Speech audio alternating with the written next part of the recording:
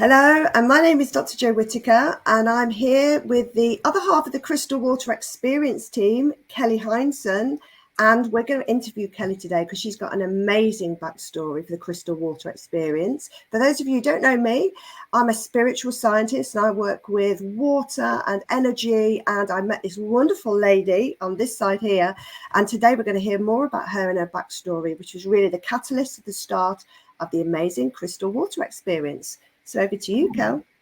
Hi, everyone. Thanks for that, Jo. Yeah, so my name's Kelly, and I am an energy healer. I am a water practitioner and also a channeler of the higher self. Brilliant. Thank you for that. And this is one of the missing ingredients that I certainly felt that I needed, was your ability to be able to channel from pure source, from your higher self, or from nature, from the earth grid. And this is one of the reasons why we've got the amazing biofield defense shield and the golden frequency water, which is making such a difference to people. And I wondered really at first if you could just tell us, before we met, you were doing some water practitioning work. Could you just explain to people what you were doing with the channeling and working with water? So before I met Jo, I was on this water journey, and in my job, I've been a swimming coach for many years, and always been drawn to water. So I realised that we could put intention into water and use it for our own healing. But it wasn't just only that. I was able to connect to the consciousness of water to bring down the correct frequencies to help people with each individual illness or ailment that they have. Wow. And this was really the interesting thing about you, is like, how do you manage to download these frequencies, and what are these frequencies? What do they look like? So some people, then refer back to, is it a Rife number? Is it 5 to 8 hertz? What it is. But it's quite interesting how you're able to download a frequency code that you then write as a trace, which is called a trace. So it's like a polygraph and things like that. I'll pop one on the screen in a minute to show people what I'm trying to say. But I wondered, you never always had that ability though, right? No, not at all. In fact, probably up until probably 8 years ago, I would say, there wasn't a spiritual bone in my body as such, but it happened very, very quickly. This is what I tell people, that I've got with me Kelly 2.0, because you were quite a different person to before like a really serious illness took hold of you. And I wondered if you could just explain a little bit about that backstory. Like, when did this illness first happen, and did it come out the blue, or what? Yeah, so it started in 2014, actually. I think I was 32 at the time. And my kids were very young, only 6 and 4. And I was absolutely fine. But I started to have problems with my feet. I remember walking around Alton Towers and my legs really aching and not being able to walk very fast. And being in the fitness industry for a long time, I was very fit. I'd swim a lot. So this was very rare for me to feel such fatigue. And it wasn't until I was in a Zumba class one day, the teacher asked us to run around, and I just couldn't run. Like the ankle foot thing just didn't work. And then I was trying my best, and all of a sudden my legs just collapsed and I just could not walk. I couldn't get my feet working. It was like my knee down was jelly. And that started a big journey of 8 years 8 years then, from being disabled and wheelchair and crutches bound for so long till today. Wow. So 8 years is a long time. But when you first of all found that in the Zumba class, how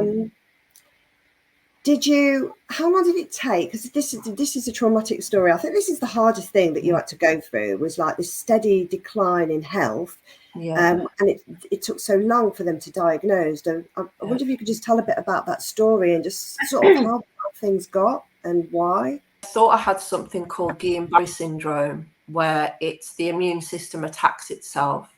I would develop complete body paralysis, and I'd only be able to blink, and my lungs would stop functioning and things. I mean, imagine being told that, right? Oh my God. And how old But were you then, if you don't mind me I saying? was 32 or 33. Oh my gosh. So my headaches were just the most extreme. I was also having lumbar punches to find out what was going on, and the lumbar punch did actually kind of point to that I did have this Guillain-Barré syndrome. They kept telling me I would be fine by the September, I remember, because I was just starting a new job at Virgin Active. And they were like, by September, this was like May, you'll be fine, you'll be walking properly. And I was like, all right, cool, I can deal with that. Obviously, September come and gone, and that wasn't the case. And I just kept relapsing. Nothing really got any better. And I was on permanent crutches. And yeah, then they diagnosed me with a chronic version of that illness, which was very rare anyway. Mm-hmm. And I was just being treated for that for years. I was about 4 stone lighter than I am now. I look completely different. All my organs were just failing over years, and I was going blind. So everything was just not working properly. My skin, I had patches all over my skin. I'm not a hairy person at all, and I had hair all over the place. So you went through this tumultuous period of 4 years being misdiagnosed, being treated for things that were really not the root cause of what was going on. What did you do in order to go and get the right diagnosis? Myself and my mom were just having a normal conversation, and just talking about neighbours and stuff. And I just looked and I was like, Mom, I'm dying, you know. And she just said, Cal, I know you are. I see it every day. You're getting weaker. I see it. You've got to get yourself sorted out. And at that time, like, my parents were very, got to do what the doctor says. But I always said to them, there's something wrong with me that they don't know. They don't know what's wrong with me. It's something really rare. I just know it. I went to the hospital and I refused to leave. And I just said, there's something really wrong and you're missing it. I mean, they was giving me the whole mental health route and had to learn how to deal with my disability and stuff. And went into the hospital. I told them about my liver and spleen. They checked me finally after a year and realised that it actually was really big. So when they realised that, I was having all the tests under the sun, and then I was in hospital then for 6 weeks, and that was just having tests to find out what was actually going on. Wow. So you're a pincushion for 6 weeks, and what did they come back with? They come back with a syndrome, an illness called poem syndrome. So that's what it was called. And it's really rare, actually, because they said that only 500 people in the world had ever had this. And POEM's an acronym for all the things that are wrong. But they just said that I've got the symptoms that no POEM's patient has had. So I essentially had something no one's ever had. And did they give you a prognosis, like how long you had or what the treatment regime would be? Well, they told me not to Google it, first of all, when they told me. So obviously that's what I'm going to do. And the first thing that come up on Google was people that have this illness have about 5 years to live. And I'm on year 4. So obviously I was in bits, running out of the hospital room. Well, not running, but hopping out of the hospital room. And they just said, we told you not to Google it. And the only thing that they could do was do a bone marrow transplant. So to do a bone marrow transplant, we know how difficult these are. You try and get a match, and then to make sure that match has got healthy stem cells. But even if they do that, they have to give you very, very strong chemo, which is pretty much designed to kill you because you've got to get rid of them all and then have the new ones put in. So what did they say about, I mean, you must have been quite weak at this point as well. What did they tell you? Yeah, I was very weak. They actually said that when they tested my actual bone marrow, my own, that it was absolutely perfect. So they said you can actually be your own donor. The cells are perfect, but it'd be one of the cells further down the line that won't be. Exactly, yeah. So they're just copying each other. A rogue cell just got into my body and they all started to copy it. That's what happened. But they said that my bone marrow was perfect, so I could be my own donor. So that was a big relief. So Absolutely. they would have to take your bone marrow, give you very, very high doses of chemotherapy, which would kill a horse, and then put that back in and hope that you lived through it, right? And hope it took. Yeah, that's actually right. And that they did actually say we need to give you the strongest dose of chemotherapy we can give you without killing you. It's the only way this is going to work. So that alone was a massive risk of death anyway. And I did say, I said, so if I don't do this, what could happen? He says, well, if you don't do it, we'll have a different conversation. And there's the only thing that we can do. He said, but the chemotherapy is also a massive risk as well. So it's between a rock and a hard place. I always remember him saying that.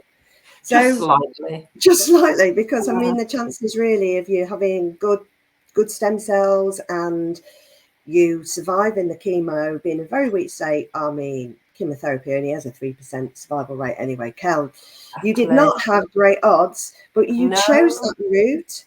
And there's a really touching story you tell about, I mean, obviously we know the end of the story, don't we? Because you're there. Yeah. But there's a really touching story you tell about after they really, really dosed you with the chemo. We're just about to give your autologous, your own stem cells back, that you were with your mum. And I wondered if you could just share that. Yeah, my poor mother. So they'd given my chemotherapy, that my stem cells had come back and everything was going as it was meant to be. And they kept telling me I was going to get to this point where I was going to be really poorly because all your blood cells are dying. And it was on the 4th of July, actually, on my birthday, and I was lying in bed.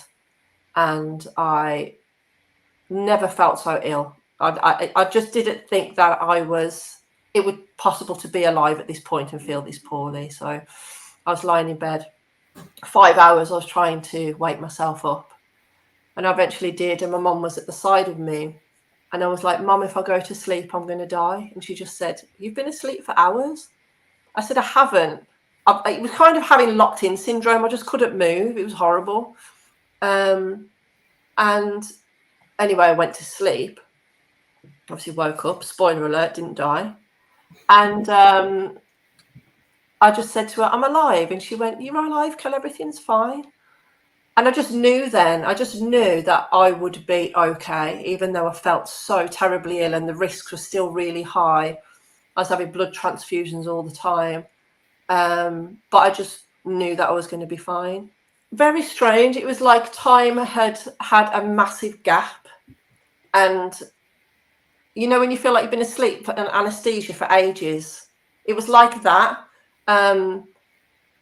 But the only thing is, I couldn't remember my youngest daughter as a baby. This is very common. This is why I was listening to your story, and it's something why we called you Kelly 2.0. Because that sort of unconscious sleep and that kind of missing time and forgetting events and also having slightly different things that you liked or disliked or anything after, it is very commonly reported with people who say perhaps soul from a different dimension, because we're all living at the same time, but the souls living in different realities, might have come back into you. That was very much like Kelly 1.0, but with some new and improved sort of abilities or knowledge. But can you first of all just tell us, that's what we're going to go on to, can you tell us about the bits that you missed and things that you just cannot remember experiencing?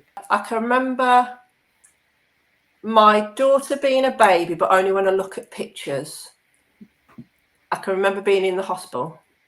That's it. So from then until probably when she's about 5, but I only remember looking at pictures, but I think I'm making my own memories. Do you know what I mean? I don't think they're actually real.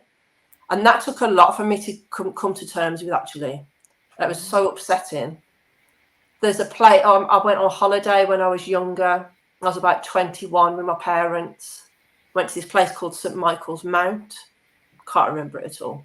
I see myself on pictures. I'm like, what? different people who come to visit me when I was in hospital, and that's probably normal because all the drugs that they're giving me, but these big slices of time. My old workplace, when I met my other half, he'll talk about people at work. I don't remember them. I don't even remember what it looked like. That's really interesting. So there's your big chunks of time. But something happened, didn't it? When you started to get well, and you got well very quickly, and much to the surprise of everybody, you were getting better and better and better at a fast rate. But you also developed some other abilities. Yeah, so it was when I was in hospital still, because I was meant to be in hospital for like 8 weeks, and I was out in 2.5 weeks, something like that. And it was just these feelings I had in my hands and feet, and I felt like I was being pulled out of my body. It was just a very, very strange feeling. But because I didn't know anything about energy, or I didn't, I wasn't, like I say, never meditated in my life before, I just thought I was getting ill again. Feelings were getting stronger and stronger. And it wasn't until I sent my youngest daughter to have Reiki, I had it. And when she put her hands over me, I literally shot up, and I was like, that feeling I'm getting is getting worse.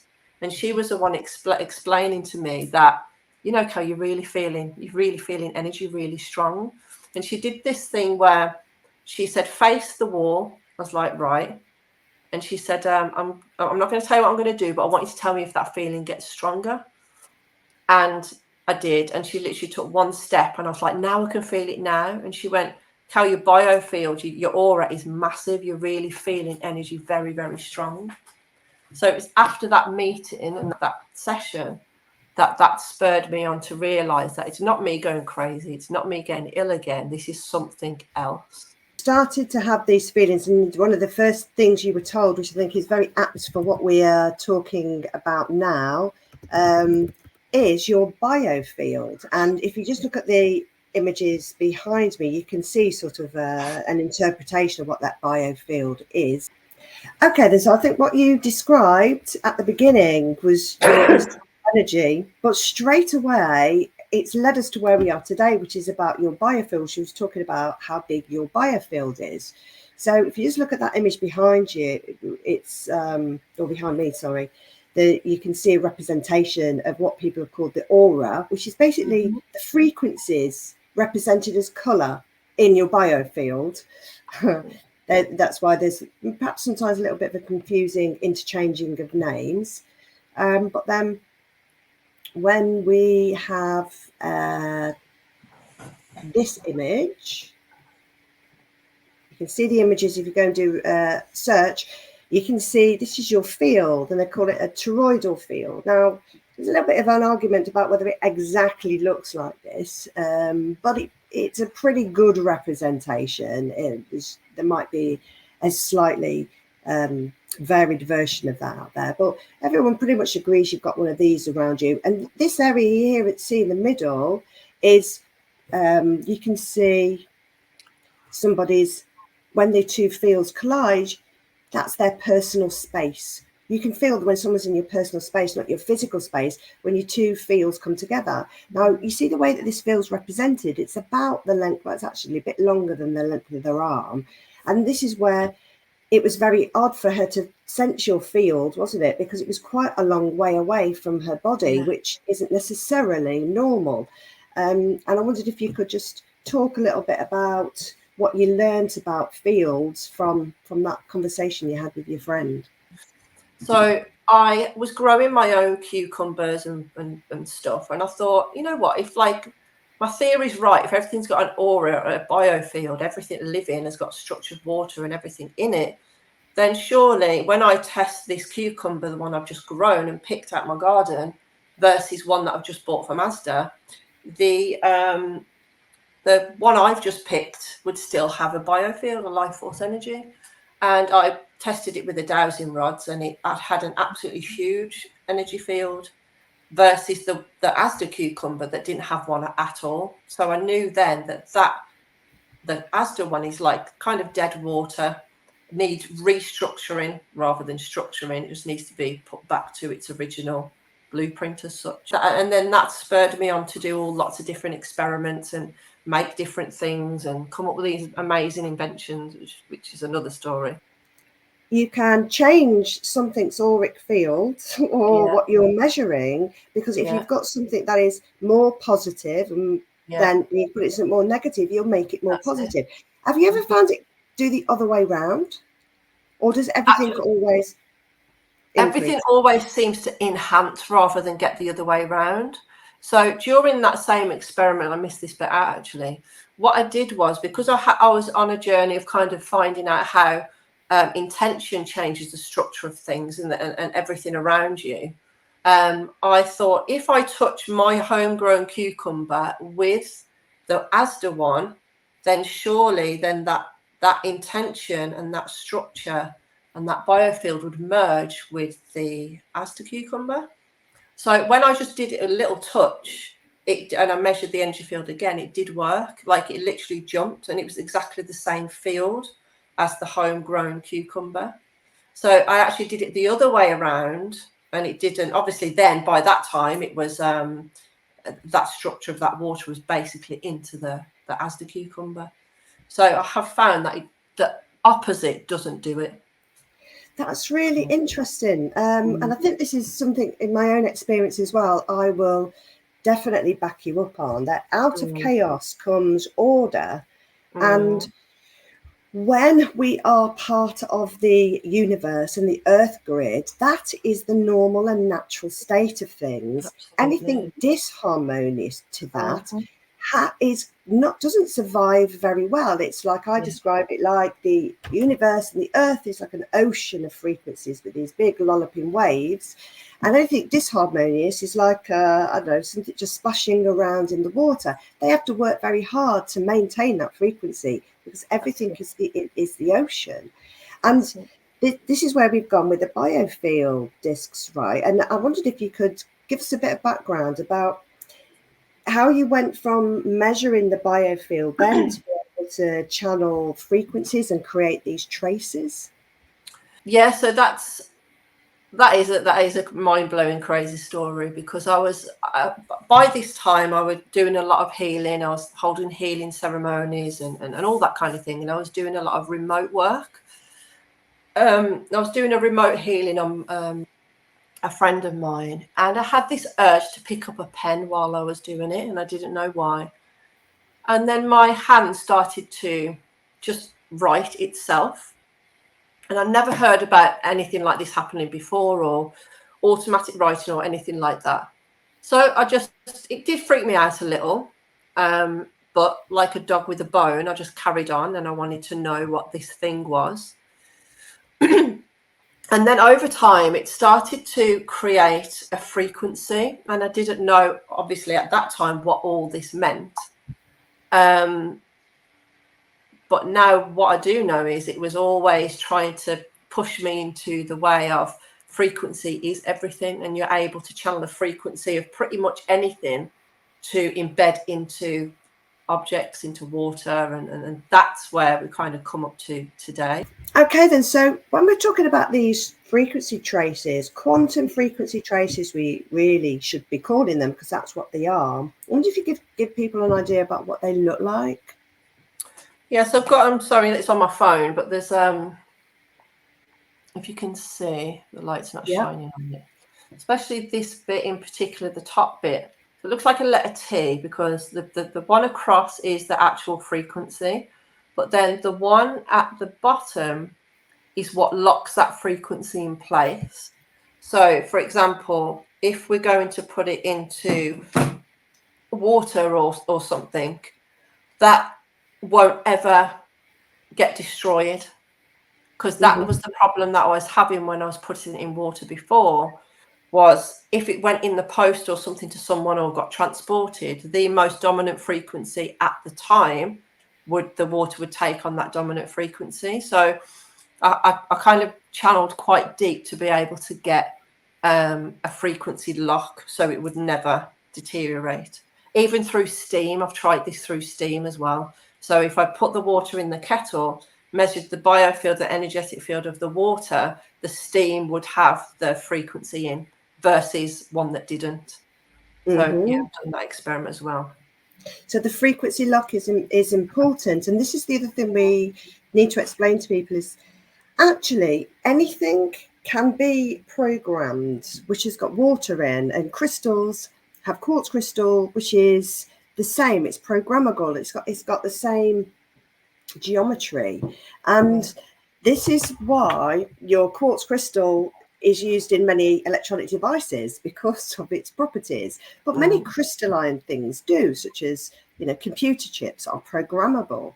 The question is when you've created and you've put a frequency or information into water, it can be changed. There's the same with crystals. And if you don't want it to change, then you either got to set a really strong intention and keep it going. And if it's within your own biofield, you can keep that information going. But if it's out of your hands and to somebody else, anything can happen. So we're going to find out a bit later on about why the lock is so important. But before we do that, I wonder if you can explain about the biofield and how you started getting interested in measuring the biofield and what made someone's biofield really big or really small. Okay. All right. So as I discussed earlier about the cucumber situation, the thing that I discovered, I started to do the same thing with people. And I was at a festival and found that I bought these dowsing rods and did experimenting with it all. And I was doing all these tests on people with adults and children and found that children's biofield is absolutely huge. And the reason I think for that, and Joe, you'll probably agree with me, that the life force energy in children is just pure source love. And love is the massive frequency as it is. If a mother is holding a baby, you could barely measure it. It's absolutely massive. But as soon as that mother gives the baby to somebody else, their biofield will reduce. Okay. When I was doing these experiments with people with the shoes on, shoes off, when you've got your shoes off, your biofield is huge, regardless of age. When your shoes on, that's when it starts to be reduced. It doesn't affect kids as much.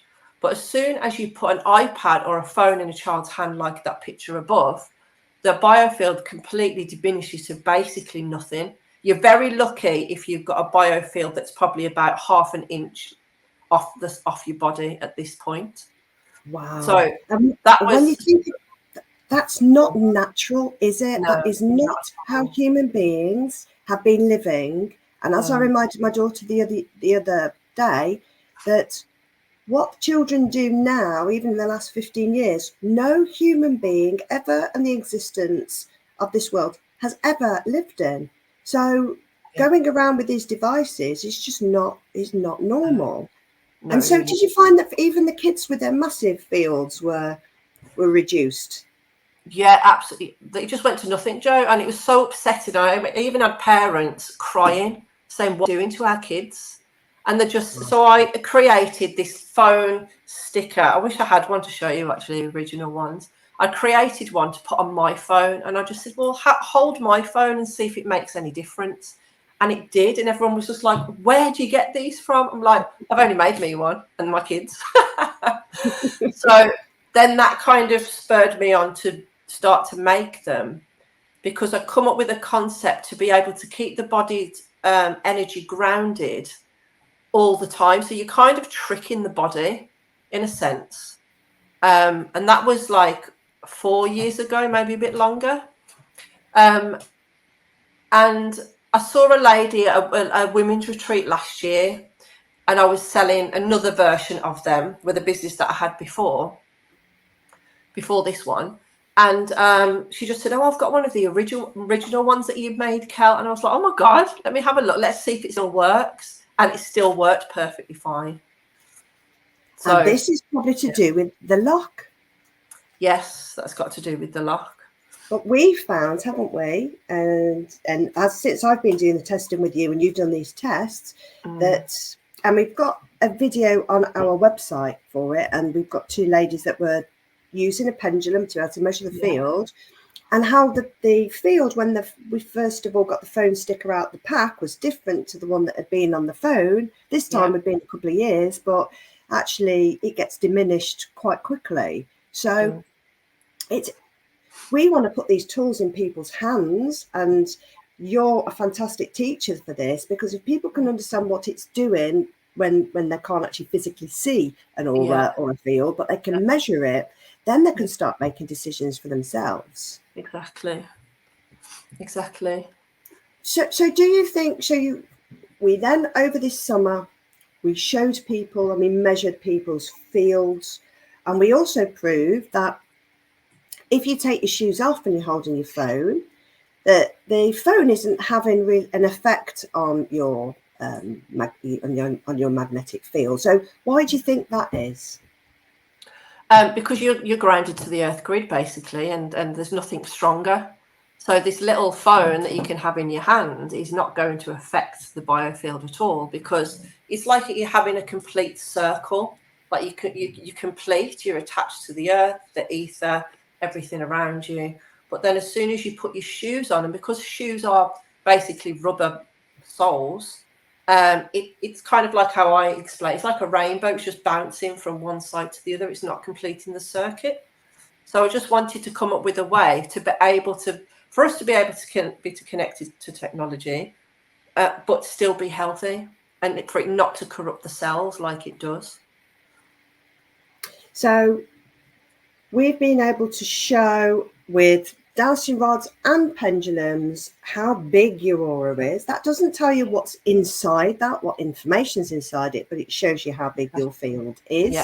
And there's definitely a link between grounding and health, and the natural state of being is to be grounded and have a big auric field, biofield. So you would presume that having your field shrunk with holes on, etc., is going to lead to problems and disease. And rather than your field being the field with holes in and shorter being representative of your illness, it rather creates your illness. But did you find a correlation in people that might have been chronically sick or anything like that, had negative health benefits, and how big their aura was, and their use of electronic devices and things like that? Yeah, I definitely have found that. I've found the more, I mean, you've got like desk workers, and we're all surrounded by EMF all the time anyway, and obviously we can't stop EMF. This is what we're trying to do now, is to harmonize those frequencies. So once those frequencies have been harmonized, you'll find that you have less colds, you have you less headaches, and you generally feel well. Your skin will be better, your hair will be better, because you're not having your cells being corrupted by this negative, disharmonious frequency. So yeah, definitely. Brilliantly put. You can't block them, but you can harmonize them. And what about the various people we mentioned over the summer about this technology too? And they told us, well, I've got harmonizing devices or frequency devices in my house, but these devices aren't always harmonizing with the earth grid, are they? They've got their own frequency embedded. And we found a situation where a lady was really concerned about the external EMF environment from towers and things, but in her own house, she had various different frequency emitting devices. What's your experience of people sort of mixing and matching that kind of technology? So there's so many available on the market now with the different kind of house protectors and frequency, this and that. But like I explain it as that you can't tune to Heart FM and Radio 1 at the same time. So this lady's house, she had so many different frequency devices. The frequencies were just like this, thinking, what am I meant to do? It was trying to harmonize, but they couldn't. So I just recommended to her, just take them all out of your house and stick to one, and introduce one at a time and take the other one out. In fact, she used our products, and as far as I know now, everything seems to be a lot better. She took them all out of her house, and she just said, I feel like 1,000,000 times better. So just because these frequency devices are meant to be good, when you have too many of them in your house, you're doing exactly the same thing as your Wi-Fi and your phone and everything else. That's what I found. Very, very well explained. There's no such thing as good frequencies and bad frequencies. They're either harmonious or they're not. And this is why your work is very important, and your ability to channel natural information is really important, because that information is the environment that we live in. It isn't somebody's created, I don't know, 5 to 8 hertz and from this synthetic devices. I mean, and they do have a lot of benefit, etc., but they are synthetic, and they're also quite simplistic. For instance, if you were to choose 1 or 2 frequencies, whereas we know that our natural environment is actually a complex array of different frequencies, and therefore the only way to know what frequencies are natural and we need at this moment would be to channel them, not to look at a paper, for instance, that might, or a famous, you know, new earth scientist from 100 years ago, because the earth is different and we need to adapt. Yeah, so exactly. And also with the frequencies that are put in things now might be through digital sound, and we know digital is not natural anyway. So when people say, oh, it's 528 hertz, yeah, but it's digital. Digital's not. It should be analog, if anything. And when you compare the 2 different frequencies of analog 528 and digital 528, they're so different. So when people say, oh, this is charged with 528 hertz, I went, well, unless you can prove it's analog, it's not going to work. And we've proved that over the summer. We were measuring many people, over, I think, probably 150 in the end. And this is what we were demonstrating, the effects. And we were doing it a number of different ways. We can either measure someone's biofield, or if you have a device, and if you look at our website, we'll explain, there's a video there explaining about pendulum dowsing. You can measure the field of something and also the direction in which it's going, and therefore you'll know whether it's going to be harmonious to you, whether it's going to be making you stronger or breaking down that field. Exactly, and that's important as well, the direction. Everything has to be, you'll find disharmony. We're not saying anything's bad, like Joe just said. It's not that it's bad. It's just going the opposite way to what we need at that time. So you want things to go clockwise. So what we found was that, and this has been doing over for the years, is if that has got a negative spin, it's going to have the negative impact on you. And our phone stickers that we've created always have that positive spin. So it's going the toroidal field exactly the way our cells spin, in the correct way. Brilliant. And we've started to do other measurements as well, haven't we, with BioWell. And you also have put frequencies in water. So we're using your channeling the frequencies, created some water. I wonder if you can talk a little bit about that experiment, and that people will be able to watch on our YouTube channel. But that was really interesting, and it happened very quickly, didn't it? The shift. Yeah, it did. We if you have a look on our website, crystalwater.com, it's an experiment we did with water, and the water that we actually do sell. So Joe, I think you put you put our frequency water, rubbed it in her hands, and it enhanced the energy field more or less instantly, didn't it? Yes. Instantaneous, because that positive frequency has been put into the water with the all-important frequency lock, that is then embedded into the water. So then that will start to basically communicate to the cells in the body, the auric field, and then enhance our physical and mental health, basically, and spiritual health over time, if used consistently. That's the key. That's the key.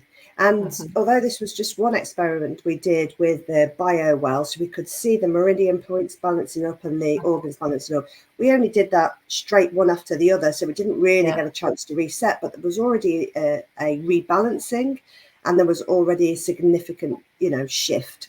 And we're going to do more experiments with that, and looking over an hour or 2 hours and things like this, because it will have an impact on people's health.